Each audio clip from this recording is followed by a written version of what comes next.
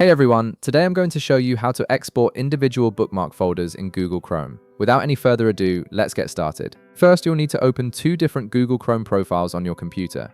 This method works by transferring bookmarks directly between profiles, which is actually much faster than the traditional export and import process. Once you have both profiles open, you'll want to arrange them side by side on your screen.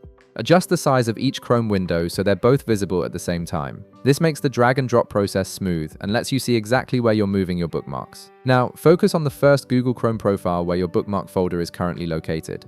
Click on the three dots menu in the top right corner, then navigate to Bookmarks and select All Bookmarks. This opens your Bookmark Manager in a new tab, giving you a clear view of all your organized folders and saved links.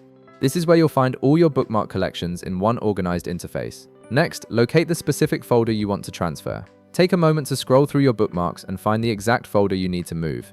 It could be work-related bookmarks, personal favorites, or any collection you've created. Once you've found it, this is where the magic happens. Click and hold on the folder you want to transfer. While holding it down, drag it over to the second Google Chrome profile window.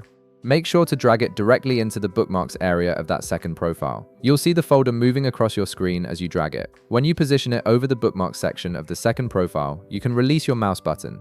The folder will instantly appear in the second profile with all its contents intact. And that's it. You've successfully transferred an individual bookmark folder between Chrome profiles without having to export and import HTML files or go through complicated settings. The folder now exists in your second profile with all the bookmarks organized exactly as they were. If this video helped you out, be sure to leave a like, subscribe, and I'll see you in the next one.